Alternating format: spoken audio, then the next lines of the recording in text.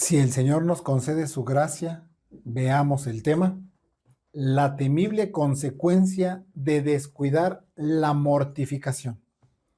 La temible consecuencia de descuidar la mortificación. Y para abordarlo lo haremos en los siguientes tres encabezados. 1. El principio de vida pugna contra el pecado. 2. La temible consecuencia de descuidar la mortificación. 3. Perfeccionar la santidad en el temor de Dios. Entremos al primer encabezado. El principio de vida pugna contra el pecado. Nuestro primer encabezado es: el principio de vida pugna contra el pecado. Pues dice la palabra de Dios en Gálatas 5:17. Porque la carne codicia contra el espíritu, y el espíritu contra la carne, y estos se oponen el uno al otro, de manera que no hacéis lo que quisierais.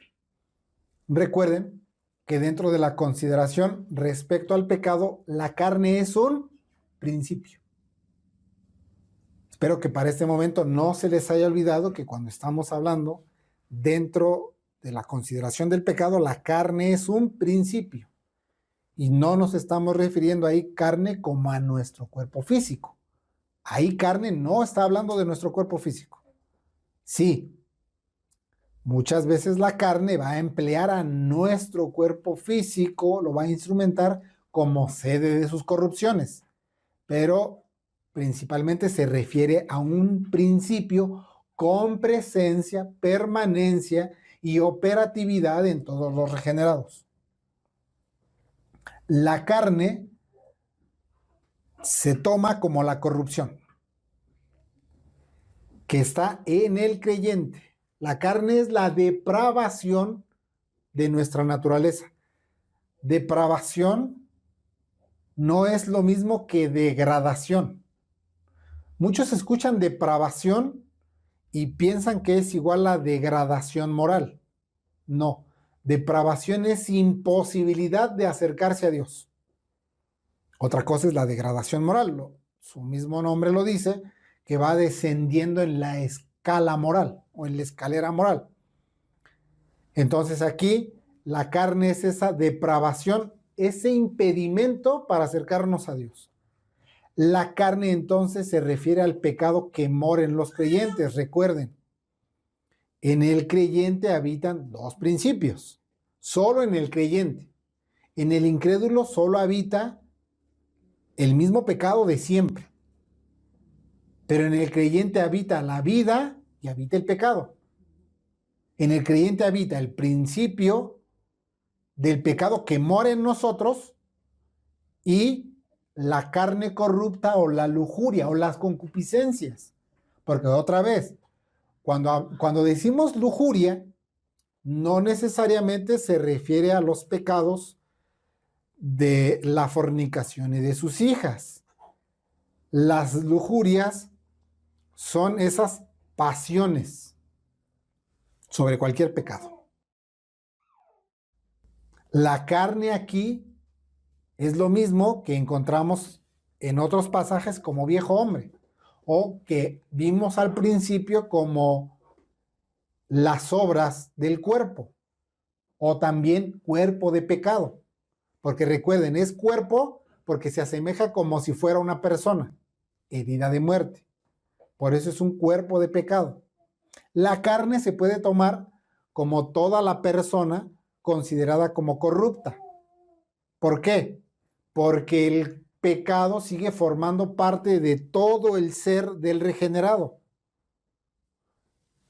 Es decir, el creyente no solo piensa que en su carne habita la obratividad del pecado. No, principalmente en la sede del corazón. Ahí hay un principio que no le vemos, pero que muchas veces va a instrumentar el cuerpo ahí sí físico para el pecado. La carne tiene que ver con todos los afectos desordenados, todas las pasiones y corrupciones del alma. Es una realidad que en el creyente operan dos principios. Estos dos principios son operativos, obrativos y actuantes. Operativos, obrativos. Operan, hacen obras, siguen produciendo, como en una fábrica. ¿Cómo sabemos que esa fábrica está en función? Porque está produciendo algo. En el creyente hay una realidad, y en esa realidad hay dos principios que están obrando y son actuantes, dan frutos. Estos dos principios los vamos a ir encontrando en la Escritura con distintos nombres, pero nos van a evidenciar la misma realidad. Por ejemplo, en Romanos 6:6 lo vamos a encontrar con el nombre del viejo hombre.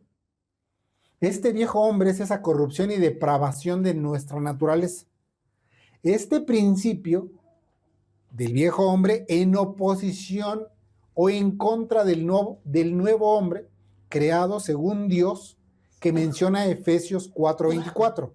El viejo hombre contra el nuevo hombre. Este nuevo hombre es el principio de vida espiritual implantado en la regeneración. El viejo hombre, la corrupción. El nuevo hombre, el principio de vida espiritual implantado en la regeneración. En Romanos 7:17 vamos a encontrar el principio de corrupción y depravación como el pecado que mora en mí, dice el apóstol Pablo. Pero él se está poniendo como referencia para que todos los creyentes podamos decir el pecado que mora en mí. Por lo tanto, podemos decir el pecado que mora en nosotros. Ese pecado que mora en nosotros, contra el principio de vida que encontramos en Santiago 4:4, en Jacobo 4:4, que es el espíritu que él ha hecho morar en nosotros. El pecado que mora en nosotros contra el espíritu que él ha hecho morar en nosotros. Dos principios presentes y actuantes en el creyente. Estos mismos principios los encontramos como las obras del cuerpo mencionadas en Romanos 8:13, que ya vimos en una ocasión anterior. Las obras del cuerpo son las producciones corruptas del pecado. Y contra los frutos del Espíritu mencionados en Gálatas 5:22 y 23. Las obras del cuerpo contra los frutos o las obras del Espíritu. O el hombre exterior, que es esa corrupción y depravación, contra el hombre interior que se renueva constantemente. Ambos mencionados en 2 Corintios 4:16. El hombre exterior contra el hombre interior que se renueva día a día. El hombre exterior es la corrupción, el hombre interior es el principio de vida espiritual que se renueva. Todo eso que estamos mencionando es exactamente lo mismo, con distintos nombres. No se vayan a perder. La ocasión anterior hablamos de cómo el pecado avanza en el corazón de una forma imperceptible. Usted no lo nota. Solamente observa que cuando ese no es mortificado ya produjo una obra. Ya hizo mucho daño. El descuido de la mortificación del pecado fortalece el principio operativo del pecado. Cuando el pecado no es debidamente mortificado, entonces puede producir grandes pecados escandalosos, malditos y destructores del alma. Y esa es la razón de que al creyente en la regeneración se le haya otorgado el espíritu y la nueva naturaleza, es decir, un principio presente y operativo que se le opusiera al pecado. El Señor le ha otorgado el principio de vida espiritual al regenerado para que el regenerado pueda hacerle frente al pecado que aún mora en él. ¿Para qué se le otorgó el espíritu y la nueva naturaleza al regenerado? Para que tenga un principio interior con el que oponerse al pecado y la lujuria.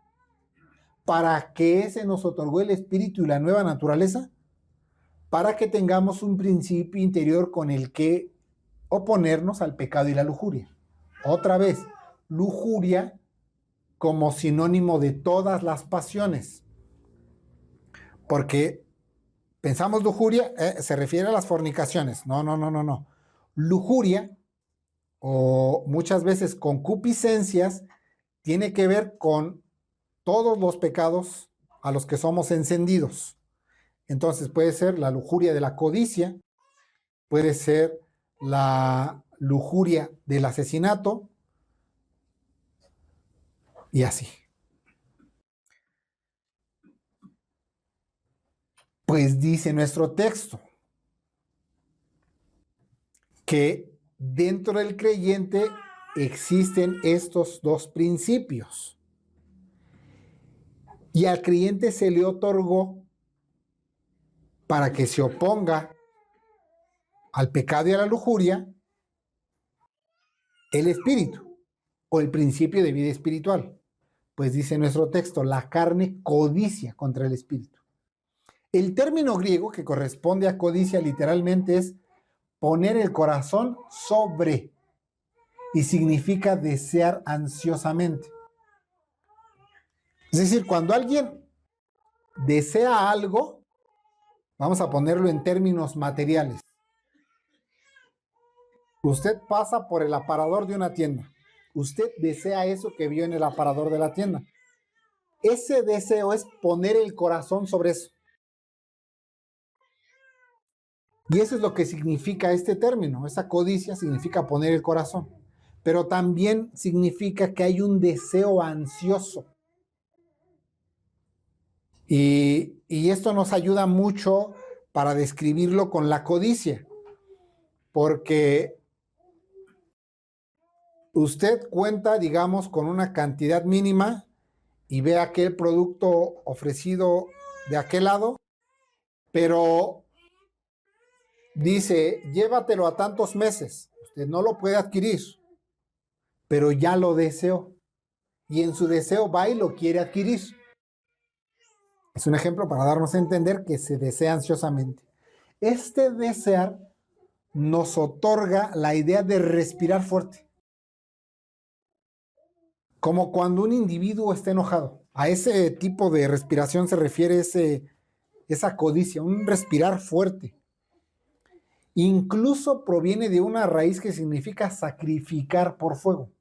Es decir, aplicado a nuestro término sería como respiración tan fuerte que hasta parece que en su enojo respira humo que proviene del fuego.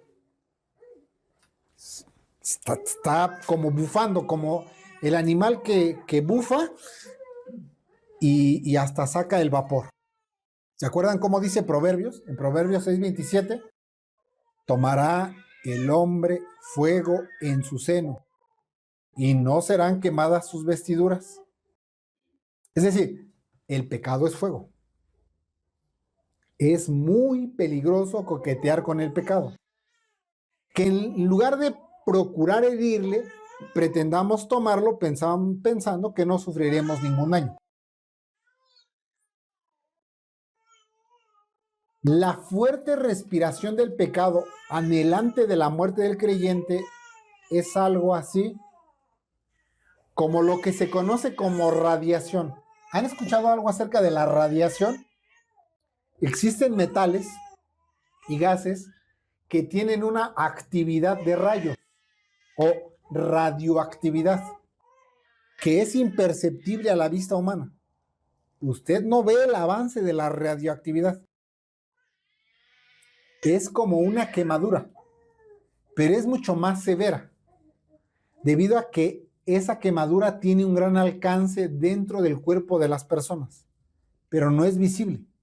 En ese sentido, solo lo que produce es visible, es decir, hasta que el daño está hecho, usted puede identificar el alcance de la radioactividad. Cuando las personas trabajan con material radioactivo, necesitan ponerse una protección de plomo para rechazar lo más que se pueda la actividad de los rayos de esos metales o de esos gases. Porque usted no puede ver el avance de la radioactividad. Solamente cuando a la persona ya se le está cayendo la carne, la persona ya tiene cáncer, es que me expuse a tal cosa, hay radioactividad. El pecado es así. Usted no lo ve como tangible, sino solo por sus obras. Y cuando ve sus obras, es porque ya ha hecho una destrucción masiva en su interior. Pero, ¿por qué sucede eso? Porque el pecado codicia contra el espíritu. Y esto es un principio operativo. Otro ejemplo de codicia es ansiar. Es un hambre ansiosa, se ansía, anhela. ¿Se acuerdan del hijo pródigo? La escritura nos enseña que un hombre viene con su padre y le dice: Padre, dame la parte de los bienes que me corresponde. Y el padre le otorga su herencia. Es un poco curioso porque las herencias no se entregan en vida. Le da ciertos bienes. ¿Y qué hace el hijo? Va y los malgasta, los desperdicia, viviendo perdidamente. Ese gastar esos bienes perdidamente es lo que se conoce como prodigalidad, desperdicio. Y se lo gastó. El muy malvado fue y se acabó el dinero. Y ahora, en lugar de generar una inversión, ahora es un gasto. ¿Y qué hace? Pues tiene hambre y va y pide trabajo. Y una de las cosas que se ilustran aquí es que le dieron el trabajo de cuidar cerdos. Ustedes saben que para la cultura del judío, tocar al cerdo es algo repugnante. Claro que para nosotros es sucio. Sin embargo, para nosotros no tenemos el mismo contexto porque nosotros pensamos en cerdo y pensamos en chicharrón y en carnitas y no nos da asco. Pero al judío le es abominable el cerdo. Es, digamos, ¿quieres que hable de algo sumamente sucio? El cerdo. El cerdo, el judío que lo toca se hace impuro.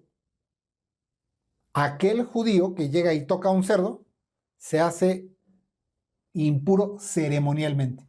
Es decir, ya sea que por accidente o que voluntariamente quiso apartar a un cerdo de otros animales, durante 7 días se hace impuro y tiene que pasar un rito de purificación para que pueda ingresar a la ceremonia del culto.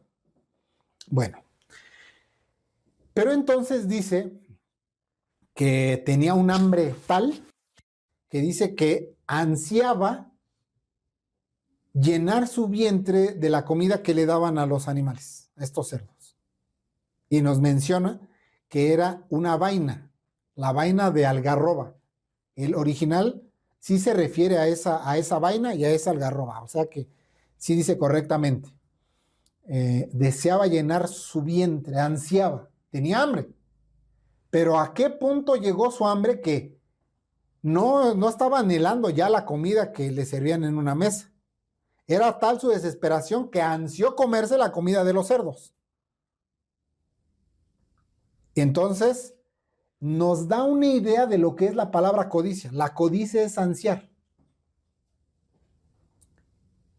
La palabra codicia de Gálatas 5:17 es la misma palabra que utiliza para ese ansiar que experimentó este pródigo por las algarrobas que le daban a los cerdos. Es exactamente la misma palabra. Pero noten que nuestro texto también afirma que el espíritu también desea contra la carne. Y aquí una aclaración. No que el espíritu se incline hacia las cosas de la carne, jamás va a significar eso. Es decir, el espíritu, como las obras del espíritu actuando mediante la implantación de vida espiritual, anhelando o codiciando la muerte del pecado. El espíritu respirando o anhelando la muerte y mortificación del pecado. Ansiando, queriendo, inclinándose hacia el deseo de que el pecado sea mortificado. Entonces, ¿qué es lo que tenemos aquí? Lo que tenemos aquí es una pugna, ya que estos dos principios operativos dentro del creyente se oponen el uno al otro. Hay una inclinación de naturaleza o propensión en el espíritu o nueva naturaleza espiritual a actuar contra la carne, así como a la carne a actuar contra el espíritu. Esto es una oposición, es una pugna. La mejor forma de entender esta oposición es que estos dos principios son adversarios. Nuestro Señor le concede a una mujer la liberación de una enfermedad. Nuestro Señor estaba en una sinagoga y había una mujer a la que el Señor liberó. Pero los que estaban ahí se enojaron contra el Señor y el principal de la sinagoga se atrevió a dar una sentencia y dijo: hay otros días para que vengan a ser sanados, no vengan en Sabbat a ser sanados. Y la respuesta de nuestro Señor fue hipócrita. ¿Por qué le dijo hipócrita? Bueno, porque ellos, como fariseos, aún en Sabbat, le darían un buen trato a sus animales. Y entonces les pregunta: si ustedes les hacen bien a sus animales, ¿cómo no se le debía hacer bien a esta hija de Abraham? Y esta oposición que ellos manifestaban era porque eran los adversarios del Señor. La Escritura dice que cuando el Señor dijo esto, sus adversarios se avergonzaban. Pero el punto de lo que queremos resaltar aquí es que esta oposición contra las obras del Señor es mostrarse como adversarios, como oponentes. Esa palabra que se utiliza ahí para adversarios es la misma palabra que nosotros tenemos para oposición. El espíritu y la carne se oponen entre sí, son adversarios. Así como los adversarios contra el Señor, así el espíritu contra la carne son adversarios. En ese sentido, la carne es el oponente del principio de vida espiritual. Y el principio de vida espiritual viene a ser el adversario u oponente de la carne. Así, los dos principios operativos son adversarios entre sí.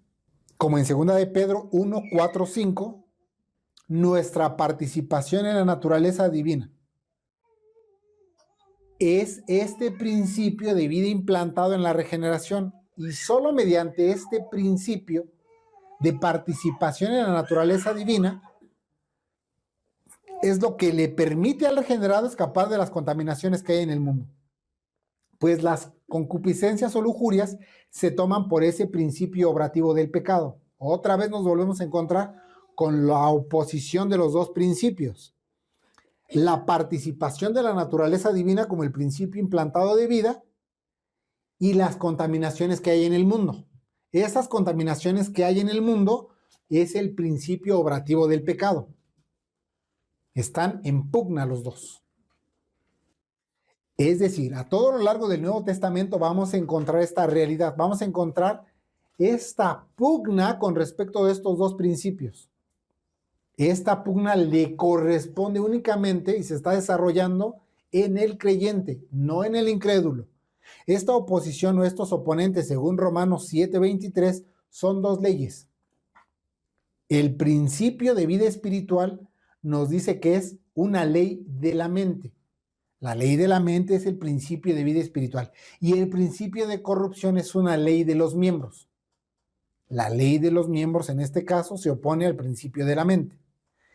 Y estos sostienen una constante oposición. Son adversarios, son oponentes. Es decir, se estorban mutuamente impidiendo el efecto del otro. La eficacia del principio espiritual será mayormente estorbado cuando no se mortifique el pecado. Y en sentido contrario también es válido. Es decir, la eficacia del principio del pecado será estorbado debidamente cuando se le mortifique.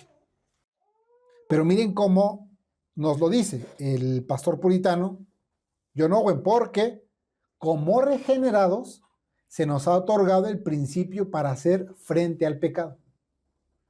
Cito al pastor puritano John Owen. Ahora bien, esto es, en primer lugar, lo más injusto e irrazonable del mundo. Cuando dos combatientes están enfrentados, atar a uno y evitar que dé lo mejor de sí mismo y dejar al otro en libertad para que le hiera a su antojo. Y en segundo lugar, lo más insensato del mundo es atar al que lucha por su condición eterna, la salvación, y dejar solo al que busca y trata violentamente de arruinarle para siempre. La contienda es por sus vidas y sus almas. No emplear diariamente el espíritu y la nueva naturaleza para mortificar el pecado es descuidar el excelente socorro que Dios les ha dado contra su mayor enemigo. Termina la cita. Miren, nos está diciendo que es lo más injusto e irrazonable del mundo cuando están dos para combatir. Están los dos frente a frente, listos para enfrentarse. Y que están en las mismas condiciones, entonces atemos a uno para que el otro venga y a su antojo y libertad le hiera lo que quiera. En segundo lugar, lo más insensato del mundo es atar al que lucha por su condición eterna. Es decir, si eso le hiciéramos al pecado, sería justo. Pero si se lo hacemos al espíritu, es decir, al principio de vida implantado en los regenerados, es lo más insensato del mundo atarle para que el que trata violentamente de arruinarle, le dé contundentemente. Nos dice que es lo más insensato. ¿Por qué? Porque la contiendes por sus vidas y por sus almas. No es cualquier cosa. Si no se mortifica, aquí lo que esté en juego son las vidas y las almas.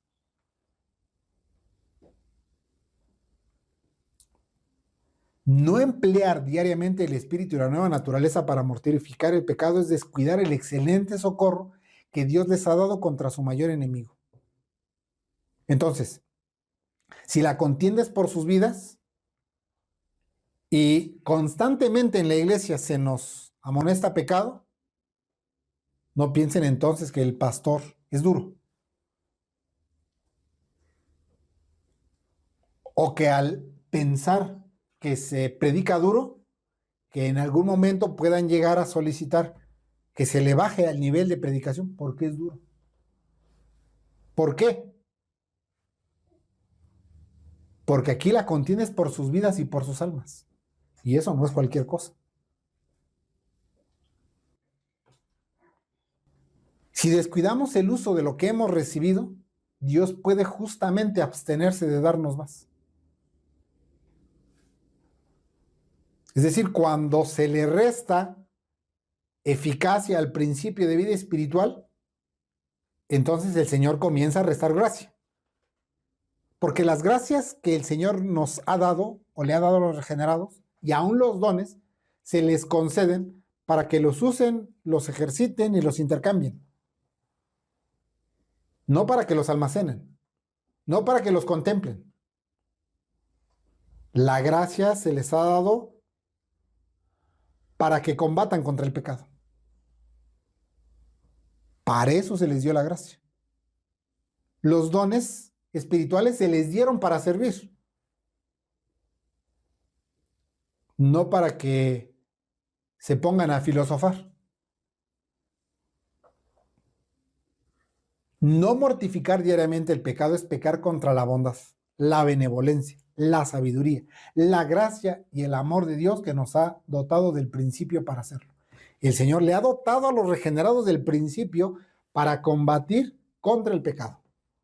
Pero no combatir el pecado es pecar contra la bondad de Dios, contra su benevolencia, contra su sabiduría, contra su gracia y contra su amor.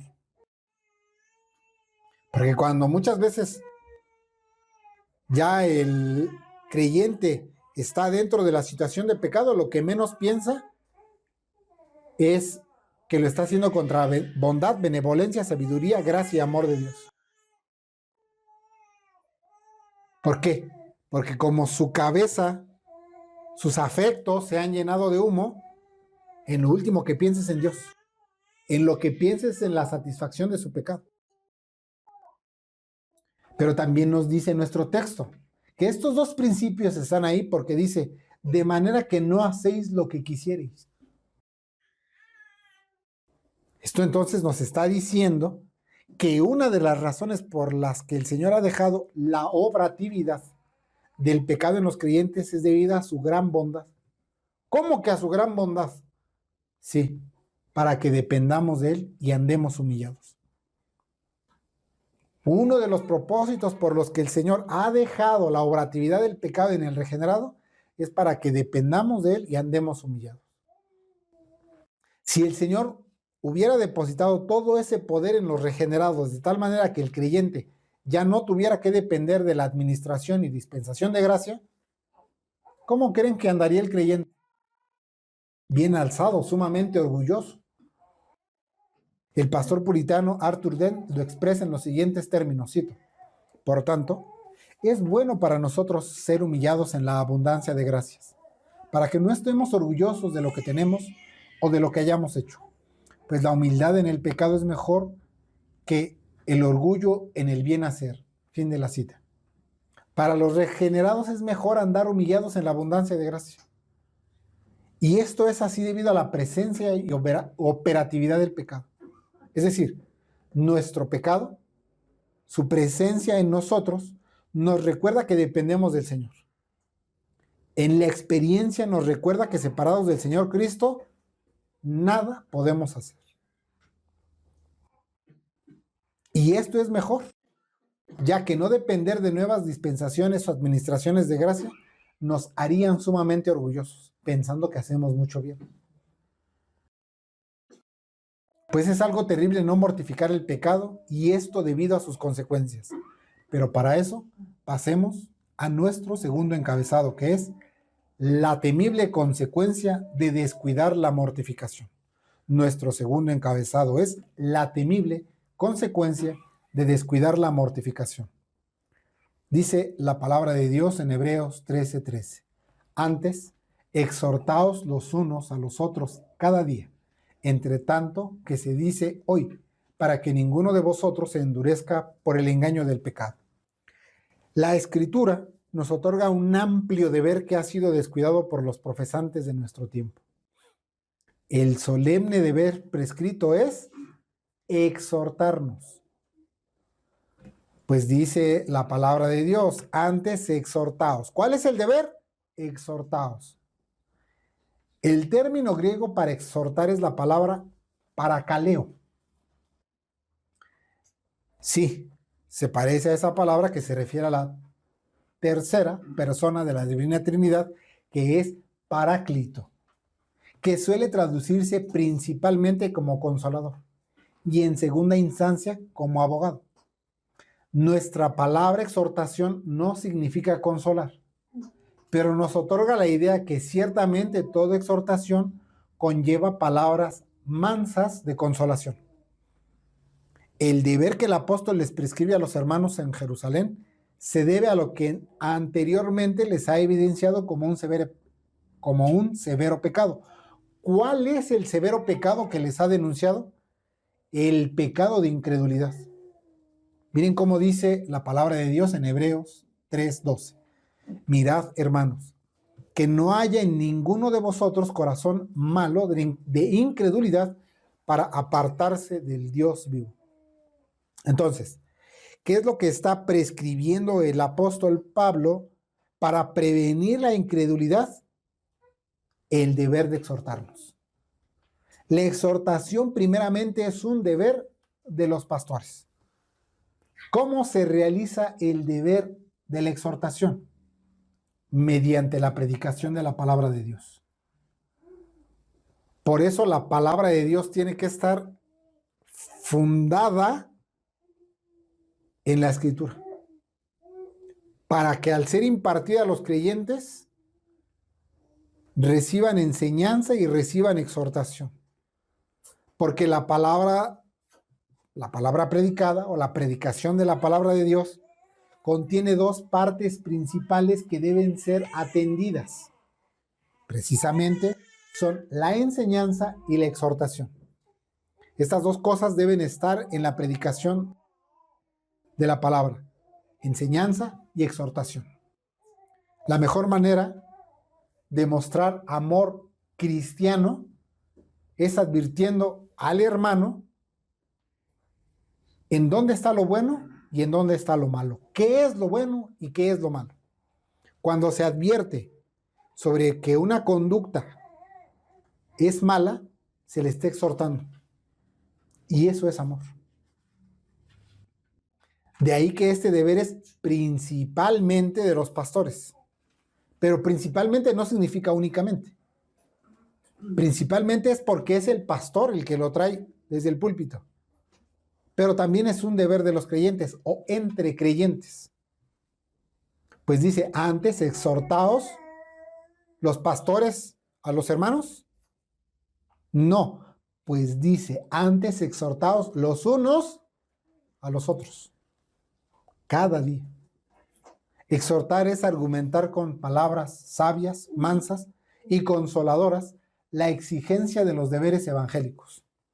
Con toda sabiduría, ir a exigirle al hermano que obedezca los deberes evangélicos. Es su deber, hermano, obedecer el deber evangélico.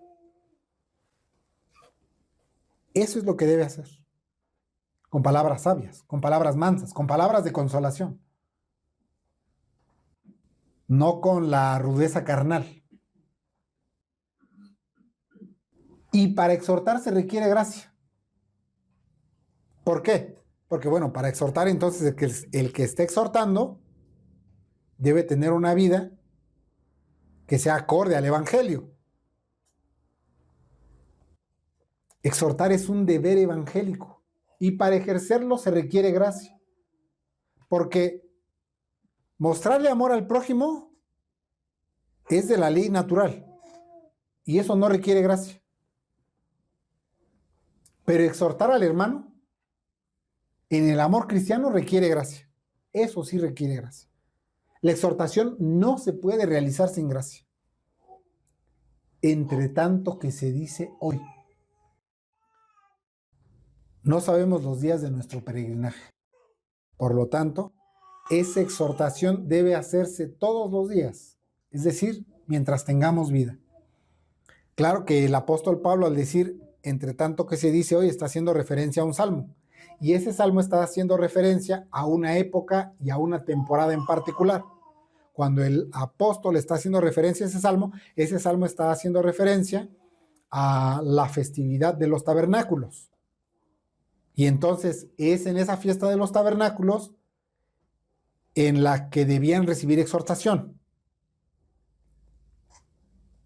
Pero para la dispensación del evangelio, nosotros no podemos irnos a esperarnos a la fiesta de los tabernáculos. Debemos entender que ese hoy son los días de nuestro peregrinaje. Porque ¿a qué hacía referencia la fiesta de los tabernáculos? Al peregrinaje de los hijos de Israel de su salida de Egipto hacia la tierra de Canaán. Era un peregrinaje. De ahí que entre tanto que se dice hoy es todos los días de nuestro peregrinaje como creyentes. Por lo tanto, esa exhortación debe hacerse todos los días, es decir, mientras tengamos vida y estemos en este peregrinaje cristiano, para que ninguno de vosotros se endurezca por el engaño del pecado. Esto nos dice que habiendo profesado la verdadera religión, después por el engaño del pecado, nuestros corazones se pueden endurecer. Este endurecimiento del corazón es la terrible consecuencia de la incredulidad. La incredulidad no es un pecado menor. De hecho, es el pecado que, si no es mortificado, nos puede eliminar de nuestra carrera. Pues es verdad que muchos, mediante el convencimiento intelectual y aún emocional del Evangelio, dejan severos pecados. Eso es verdad. Cuando una persona empieza a leer la Biblia y se entrega a la lectura de la Biblia, moralmente, intelectualmente puede comenzar a dejar pecados. Esto está mal. Puede recibir una convicción de que eso que está haciendo está mal, o que tenía una superstición que estaba mal, o que escuchó una predicación y le emocionó o llegó a sus emociones y deja severos pecados.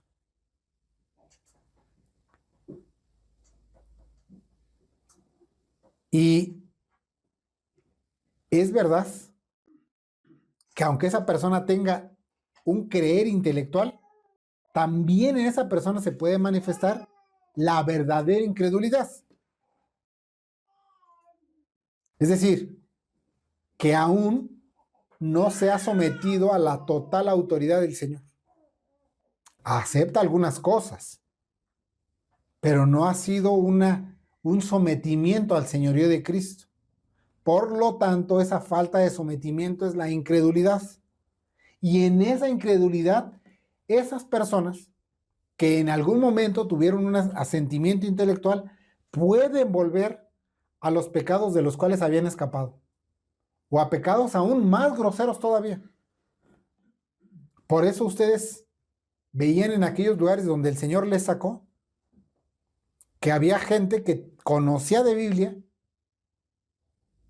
y luego se enteraban de una cuestión de pecados tremendos y ustedes se decían, esos pecados ni los paganos a veces los hacen. Pero es porque se manifestó su incredulidad y pueden cometer los pecados que antes cometían o unos peores. Es decir, su estado postrero viene a ser peor que el primero.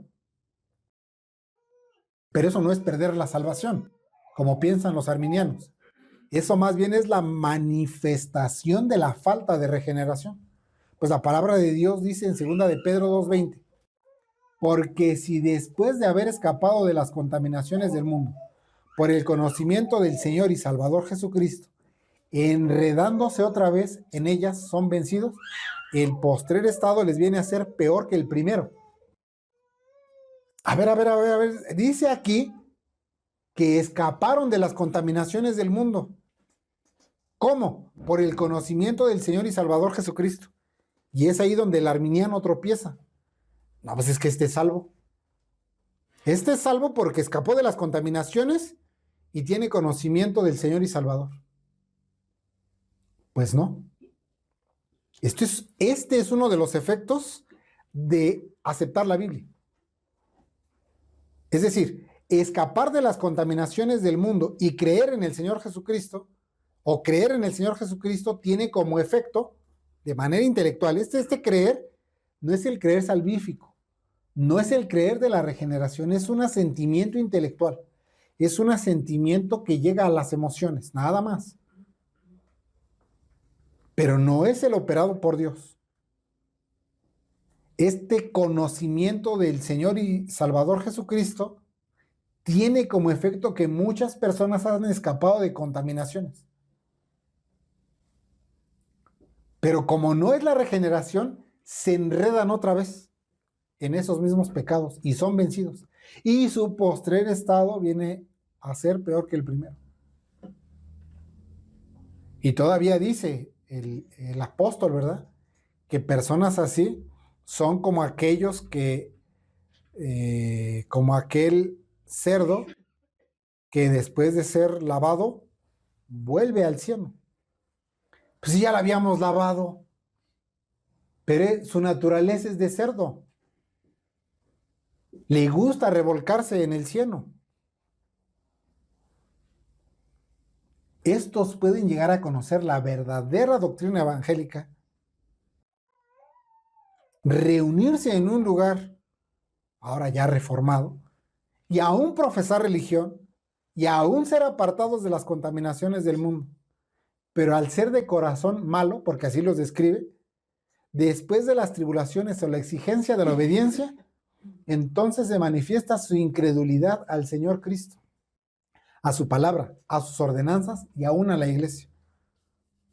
Noten entonces que la omisión de la exhortación en la iglesia local entre creyentes trae dureza de corazón. Aquí ya podemos implicar, hermanos, que muchas de las deserciones en la iglesia local son porque usted no ha exhortado. Si ha habido deserciones en la iglesia, entonces también la culpa es de ustedes, hermanos. Sí, el otro manifestó su incredulidad, es verdad. Pero miren, aquí dice que eso apareció porque ustedes no le exhortaron a la obediencia. ¿Se dan cuenta de lo severo que es, hermanos? La omisión de exhortar en la iglesia local entre creyentes trae dureza de corazón. Y noten que el pecado puede engañarnos y aún puede endurecernos. Tiene esa cualidad de endurecernos. El término griego que corresponde a endurecer es escleruno. Este término a su vez proviene de la raíz escleros, que literalmente significa seco, es decir, duro o firme. Tal vez a ustedes les suene esa palabra por la enfermedad conocida como esclerosis múltiple. La esclerosis múltiple básicamente es que se forman endurecimientos o costras en las fibras nerviosas. Miren qué interesante. El cardia o corazón, que es el asiento del hombre, se puede endurecer si no se le exige la obediencia a creer en el Señor, su palabra y sus ordenanzas. El corazón se hace obstinado en el pecado. No es una opción creer en el Señor. No es que si tú quieres, tú puedes creer. No es una opción. La incredulidad es pecado. De tal manera que aún en los mejores creyentes se puede encontrar este endurecimiento o ese dejar de recibir la palabra. Pues un corazón tierno se toma por aquel que recibe la palabra sin objeciones, es decir, estamos contrastando. El corazón duro no permite que entre la palabra, el corazón tierno recibe la palabra sin objeciones. El peligroso avance del pecado en el corazón endurece su condición de tal manera que dejará de recibir cualquier exhortación, amonestación y aún la consolación. No quiere ser consolado, no quiere ser amonestado, no quiere ser exhortado. De ahí que debemos mortificar todo pecado, incluida la incredulidad. Porque muchos, al estar en una iglesia reformada y aún a pertenecer a una membresía, pueden pretender o concluir que nunca pecarían de incredulidad. Pero observen que estos deberes se le otorgan a la iglesia. Esto implica que este pecado de incredulidad se puede manifestar aún en los miembros de la membresía. ¿Por qué digo eso? Porque se puede manifestar en todos. Ante ese escenario, entonces el apóstol nos recuerda que en el creyente se desarrolla una constante pugna que debe ser librada mediante el principio de vida implantado por el Espíritu Santo. Pues quien no mortifica el pecado se acarrea severas y terribles consecuencias, tales como la incredulidad y el total abandono del Señor mediante el endurecimiento del corazón. Por esa razón, ningún creyente debe ser negligente en el deber de mortificar el pecado. El pastor puritano John Owen nos dice en ese sentido, cito, la negligencia en este deber arroja al alma a una condición totalmente contraria a la que el apóstol afirma que era la suya en 2 Corintios 4:16. Aunque nuestro hombre exterior se va desgastando, nuestro hombre interior se renueva de día en día. En estos el hombre interior se desgasta y el hombre exterior se renueva día a día. El pecado es como la casa de David y la gracia como la casa de Saúl. El ejercicio y el éxito son los dos principales sustentadores de la gracia en el corazón. Cuando se le permite permanecer inactiva, se marchita y se deteriora.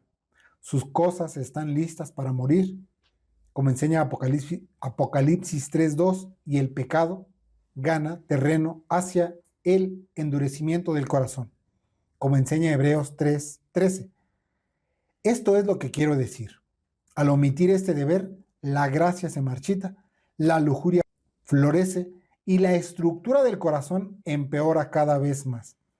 Y el Señor sabe qué consecuencias desesperadas y temibles ha tenido esto para muchos. Termina la cita.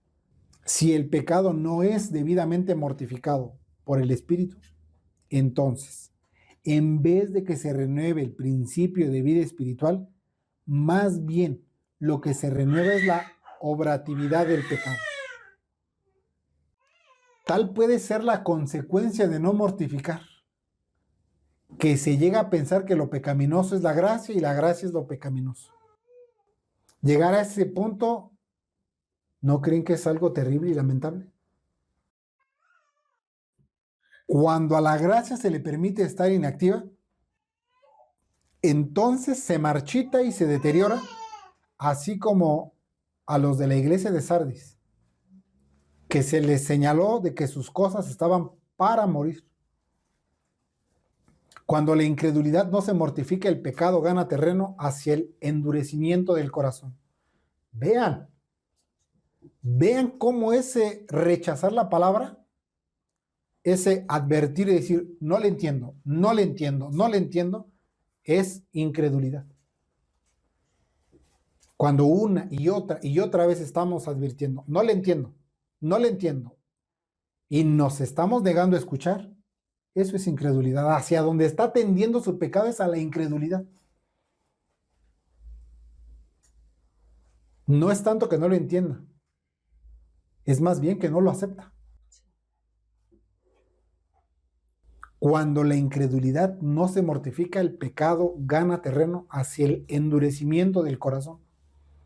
Cuando se omite el deber de mortificar el pecado, entonces la gracia se marchita y en esas condiciones la concupiscencia y la lujuria florece y la estructura del corazón cada vez empeora más, nos expresa el puritano.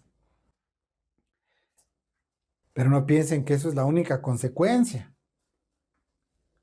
Si piensan que eso es la única consecuencia, en realidad aún no tenemos una conciencia iluminada.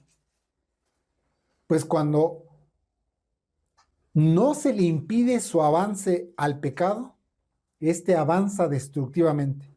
Su avance es violento y en extremo destructor de la fe y el corazón. Escuchen al pastor puritano John Owen, cito. Es una cita larga, así que pongan atención. Cuando el pecado, por descuidar la mortificación, obtiene una victoria considerable, rompe los huesos del alma y hace que el hombre sea débil, enfermo y esté a punto de morir, de modo que no puede levantar la vista. Y cuando las pobres criaturas reciben golpe tras golpe, herida tras herida, frustración tras frustración, y nunca se levantan para oponer una resistencia vigorosa, pueden esperar otra cosa que endurecerse por el engaño del pecado y que sus almas se desangren hasta morir. De hecho, es triste considerar las temibles consecuencias de esta negligencia, que se encuentran ante nuestros ojos todos los días.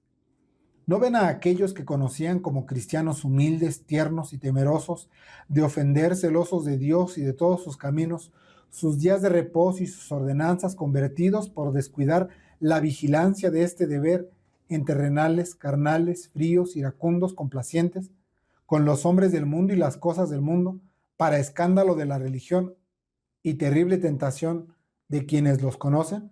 Fin de la cita. Miren lo que hace el pecado. Miren el poder destructor de la fe y el corazón. Se los voy a enlistar, lo que dijo el puritano. Rompe los huesos del alma. Hace que el hombre sea débil, enfermo y esté a punto de morir. No puede levantar la vista. ¿Qué es esto? El impedimento para orar. Se endurece por el engaño del pecado, como ya dijimos. Se convierten en descuidados terrenales y carnales, y son un terrible escándalo para la profesión de la religión. Pero quiero traerles fundamento de esto. Rompe los huesos del alma. Miren cómo dice el Salmo 51:8. Hazme oír gozo y alegría, y se recrearán los huesos que has quebrado. Ustedes pensarán, no, ahí quien quebró los huesos fue el Señor. No se confundan. Quien quiebra los huesos del alma es el pecado. Claro que el Señor lo concedió porque andábamos en el pecado. Pero esas son las consecuencias del pecado. Hace que el hombre sea débil, enfermo y esté a punto de morir. No hay sanidad en mi carne. Eso lo dice el Salmo 38, 3, 5. No hay sanidad en mi carne a causa de tu ira, ni hay reposo en mis huesos a causa de mi pecado. no a causa del Señor, a causa de mi pecado, porque mis iniquidades han sobrepasado mi cabeza como carga pesada. Me son demasiado pesadas. Es mi pecado, es su pecado el que lo lleva a esa condición. Mis llagas hieden y están corrompidas a causa de mi locura. Es su locura la que le lleva a ese estado. No puede levantar la vista. Dijimos que ese es el impedimento para orar. Eso está en el Salmo 40:12. Porque males sin número me han rodeado. Mis iniquidades se han apoderado de mí, de modo que no puedo alzar la vista. Son más que los cabellos de mi cabeza, por tanto, mi corazón desfallece. Entonces, no pensemos que es el Señor el que vino y le quebró los huesos. No pensemos que es el Señor el que vino y le angustió. No. Este que está aquí, o estos que describe aquí, jugaron con el pecado, no mortificaron y reciben las consecuencias de su pecado. Todo esto nos enumeró el pastor puritano. Qué temibles consecuencias las de no mortificar debidamente el pecado. Lamentablemente, esta doctrina de la mortificación es una doctrina desconocida de todo el evangelicalismo. O díganme una predicación que escucharon de la mortificación del pecado allá donde estaban. Una. Es una doctrina perdida. Esto es así. Debido a que tanto en el evangelicalismo como en el neocalvinismo ignoran la verdadera doctrina del Espíritu Santo. Como consecuencia de ello, entonces la mortificación por el Espíritu es completamente desconocida. Porque ¿qué es lo que conocen ellos? Únicamente sistemas prohibitivos. No hagas, no digas, no manejes, no digas.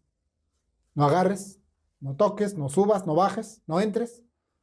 Sistemas prohibitivos, sistemas de hombres, mandamientos de hombres. Tal vez abstenciones. Y el reforzamiento del orgullo por la supuesta fuerza de voluntad.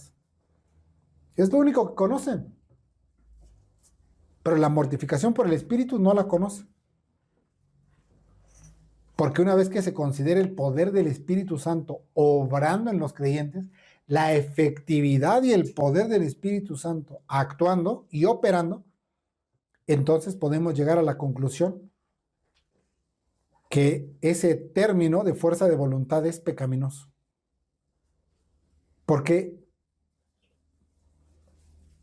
es, o mejor dicho, pregunta, ¿por qué? ¿Por qué podemos llegar a la conclusión de que es pecaminoso apoyarse en la fuerza de voluntad? Porque es un orgulloso intento por sustituir las operaciones del Espíritu Santo. Como no conocen al Señor, como no saben de sus operaciones ni de sus gracias, como no tienen nada operando dentro de ellos, como no esperan ningún poder operando dentro de ellos, entonces deben emplear la fuerza de voluntad, lo cual no es otra cosa que su orgullo y su propia destrucción. Su gloria es su vergüenza. Pero no solo debemos mortificar, sino también activar constantemente el principio de vida espiritual, es decir, es necesario ejercitar la santidad para oponernos al pecado. Pero para considerarlo pasemos a nuestro tercer encabezado, que es perfeccionar la santidad en el temor de Dios. Nuestro tercer encabezado es perfeccionar la santidad en el temor de Dios. Dice la palabra de Dios en 2 Corintios 7:1. Así que, amados, teniendo estas promesas, limpiémonos de toda inmundicia de la carne y del espíritu, perfeccionando la santidad en el temor de Dios. Una vez más, observemos los dos principios operativos que moran en el creyente. Por un lado tenemos la inmundicia de la carne y del espíritu. Este corresponde al principio de obratividad del pecado que mora en los verdaderos creyentes. Esto es la corrupción y depravación que aún permanece en los regenerados y que se opone al principio de santidad. Y por otro lado, tenemos la santidad en el temor de Dios. Este es el principio de vida espiritual. Es la implantación de vida otorgado a los regenerados por el Espíritu de Dios, principio operativo que se opone al principio pecaminoso. Entonces, aquí tenemos la inmundicia de la carne y del espíritu contra el principio de la santidad en el temor de Dios. Pero noten que se hace distinción en pecados que contaminan la carne y pecados que contaminan el espíritu. Es decir, hay pecados que principalmente instrumentarán el cuerpo. Y también hay maldades y pecados que principalmente instrumentan el espíritu. Pero ¿qué es lo que se nos ordena? Que de ambas contaminaciones nos limpiemos. ¿Se acuerdan de aquel hombre leproso que vino delante de nuestro Señor y se postró diciendo, Señor, si quieres puedes limpiarme? ¿Qué es lo que le estaba rogando? Que le limpiara de la lepra. Ese limpiar es purificar. Ese limpiar en algunas ocasiones equivale a desaparecer. Lo que el leproso le decía al Señor era que retirara de él la lepra. Bueno, algo así está sucediendo en nuestro texto, que nos prescribe un deber, y este es limpiarnos de toda contaminación de carne y de espíritu. Noten que el pecado es llamado contaminación. El término griego que corresponde a contaminación literalmente significa mancha, y tiene en mente toda mancha inmoral. Recuerden, el quebrantamiento de la ley de Dios viene a ser la inmoralidad. Todo aquello que quebrante los principios del Evangelio también es inmoral. Este limpiarnos equivale entonces a la mortificación de la que venimos hablando. Pues se nos ordena perfeccionar la santidad en el temor de Dios. Ese perfeccionar no puede referirse a completar la salvación, pues el mandamiento está dado en un contexto de santidad. ¿Cómo se da la regeneración? ¿Acaso se da en un proceso? No, la regeneración es un instante, es un solo evento, por así decirlo.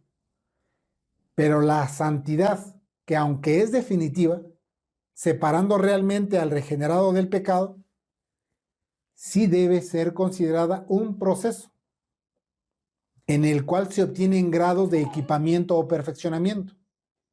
En la regeneración no hay grados. No se puede ser más o menos regenerado. Pero en la santidad sí hay grados. Sí se puede ser más o menos santo. O mortificado en este caso. Los regenerados, tanto en el inicio como en su curso y hasta su culminación, dependen de la dispensación de gracia. Porque nos dice la Escritura que por gracia sois salvos. ¿Y cómo somos santos? ¿Distinto de la gracia? Por gracia sois santos también. ¿Y cómo seremos glorificados? Por gracia.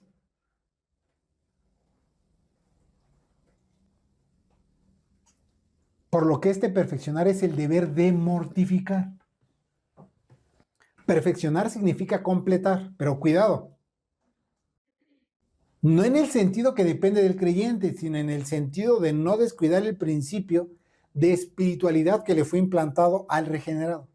Es decir, aquellos que omiten mortificar el pecado en vez de caminar hacia la plenitud, más bien caminan en retroceso. El pastor puritano John Owen nos lo expresa en los siguientes términos. Cito: es nuestro deber perfeccionar la santidad en el temor de Dios, crecer en la gracia cada día, renovar nuestro hombre interior día a día. Ahora bien, esto no puede hacerse sin la mortificación diaria del pecado. El pecado opone su fuerza a cada acto de santidad y a cada grado que alcanzamos. Que aquel hombre no piense que progrese en santidad, si no camina sobre las entrañas de sus deseos. El que no mata el pecado en su camino no da ningún paso hacia el final de su viaje. El que no encuentra oposición en él y no se entrega en cada detalle a su mortificación, está en paz con él, no muriendo a él. Fin de la cita. Entonces la pregunta es, ¿está mortificando el pecado o está en paz con su pecado? ¿Está matando el pecado o lo está consintiendo? ¿Qué está haciendo usted con su pecado? ¿Lo está robusteciendo? ¿Lo está alimentando? ¿Está dejando que le dé el doble de golpes de lo que usted le da?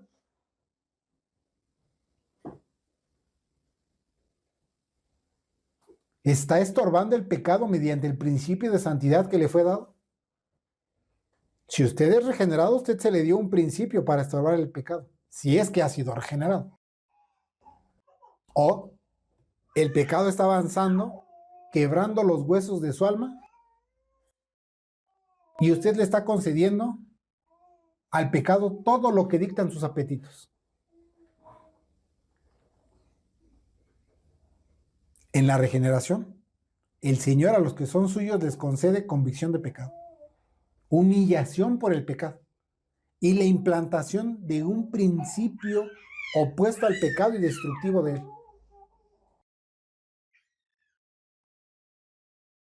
Es decir, al creyente se le dieron armas poderosas para oponerse con fuerza al pecado, para estarle destruyendo y mortificando.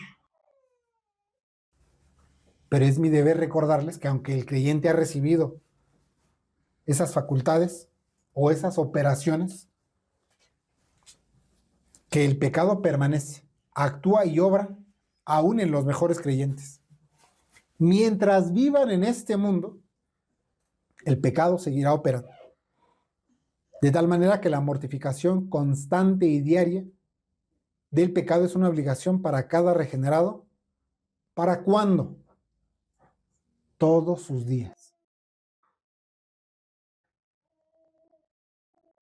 Un breve paréntesis aquí. Y esto viene a manera de queja. Y esta queja es contra el evangelicalismo y el neocalvinismo.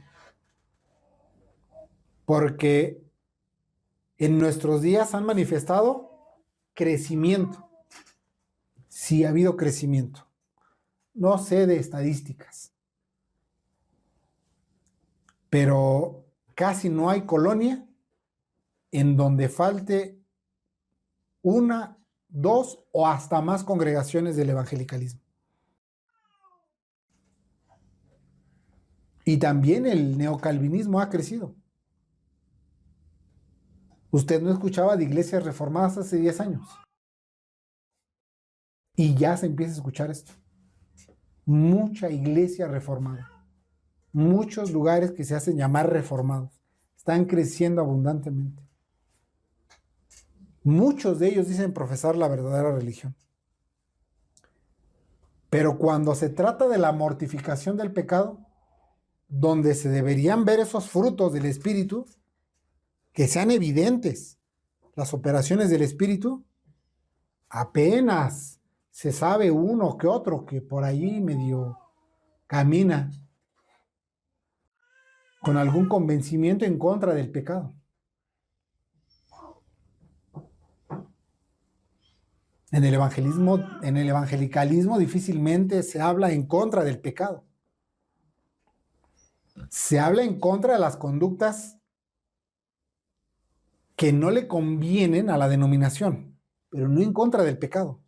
Eso se toma casi como predicar en contra del pecado. También en la predicación de los púlpitos del neocalvinismo, de alguna manera, su retórica es superior en algunos aspectos al del evangelicalismo. Pero, en realidad, los resultados parecen ser los mismos. Unos más emocionalistas y otros más intelectualistas. Es decir, el evangelicalismo más tendiente al a la manipulación de las emociones, y el neocalvinismo más tendiente al asentimiento intelectual, a ese conocimiento frío. Pero en cuanto a resultados de vivir una vida piadosa, son los mismos. No se aprecia.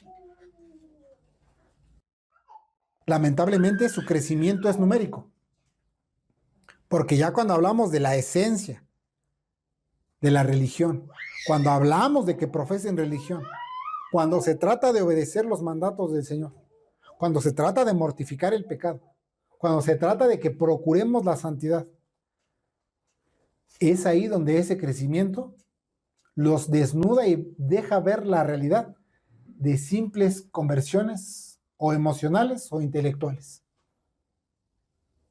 Porque así como llegaron bien entusiasmados a la reforma, así se van a regresar al evangelicalismo o al catolicismo o de plano al ateísmo. Porque nada más está aquí. No es una obra del Espíritu. Si en las iglesias verdaderas donde se condena el pecado desde el púlpito y privadamente con cada creyente, el pecado se manifiesta tan evidentemente, ¿qué no será de aquellos que no tienen ni idea ni de la regeneración, ni de lo que es mortificar el pecado, y le dan rienda suelta a sus concupiscencias y lujurias? Hay dos señales que acompañan a todo aquel que dice que profesa religión, pero no mortifica su pecado. El primero se evidencia para el que dice que profesa, y el segundo con respecto a los demás. Uno en sí mismo. Hay algunos que dicen que son creyentes y de alguna manera fingen despreciar el pecado. Dicen tener una opinión despreciativa del pecado. Porque pregúntenles ustedes, por ejemplo, sobre el aborto. No, nosotros somos pro vida. O de algunos otros pecados, que de alguna manera ninguno que se diga cristiano aceptaría. Ellos no aceptarán esos pecados. El mal de una conducta no mortificada radica en tragar el pecado sin amargura en el corazón. ¿Qué significa tragar el pecado sin amargura en el corazón? Esto es que el individuo configura su imaginación de que como se encuentra en la gracia y la misericordia, entonces es capaz, sin amargura, de tragar y digerir los pecados cotidianos. No le pesa. Practica el pecado y no le pesa. Es la pretensión de muchos que en su imaginación creen en la paciencia del Señor como algo que no tiene límites. Estiran el amor de Dios,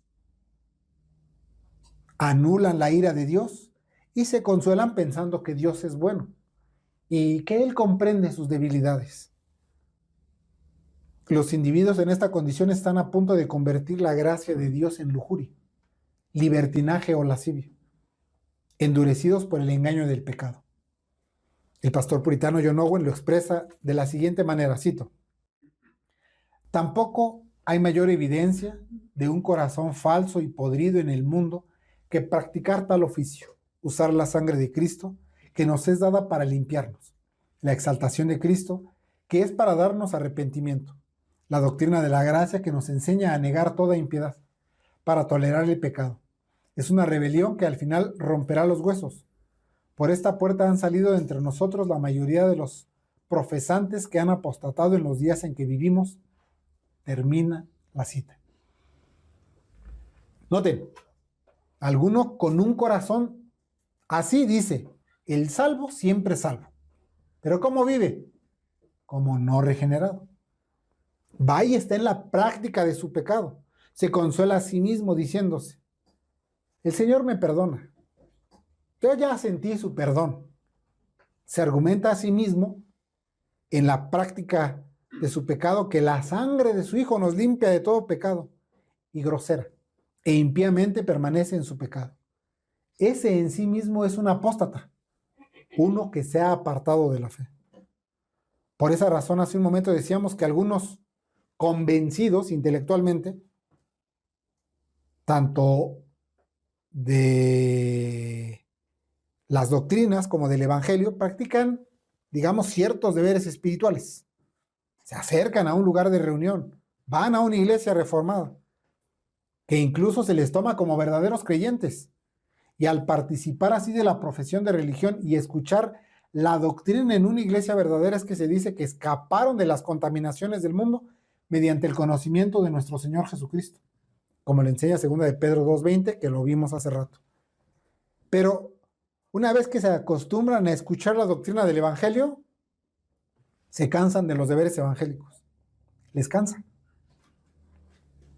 ¿Por qué les cansará? Porque practicar deberes piadosos sin el principio de vida espiritual lleva a los hombres a hartarse de la religión. ¿Se acuerdan de los judíos? Se hartaron del Señor. No conocían al Señor. Practicaban todos los rituales, pero se cansaron de sus caminos. Es solo una participación externa de la religión, pero no tienen el espíritu. Ahora, con respecto a los demás, tienen una influencia maligna sobre ellos, ya que el pecado los endurece, al engendrar en ellos la persuasión de que están en tan buena condición como los mejores creyentes. ¿Por qué? Porque se comparan con otros creyentes y miran las conductas de otros y dicen, seguro no estoy tan mal. Si aquel otro es verdadero y tiene esos pecados, porque miren, son bien hipócritas, ¿eh? Si ellos son así y asegura que es un pecador, es porque seguro vive en las prácticas de su pecado. Pero recuerden, la palabra de Dios nos dice en 1 de Juan 3:8, el que practique el pecado es del diablo, porque el diablo peca desde el principio. Aunque no les ha resplandecido la luz del Evangelio mostrándoles la verdad que sigue del texto. Porque una vez que nos ha dicho que el que practica es del diablo, luego nos dice que para esto fue manifestado el Hijo de Dios. ¿Para qué? Para deshacer las obras del diablo. Pero no les ha resplandecido la luz del Evangelio. Es decir, en realidad su profesión de religión es tan falsa que todos se dan cuenta que viven como no regenerados.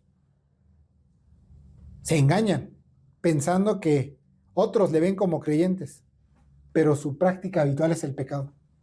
El pastor puritano John Owen nos ayuda en ese sentido. Cito: tienen celo por la religión, pero va acompañado de falta de tolerancia y de justicia universal.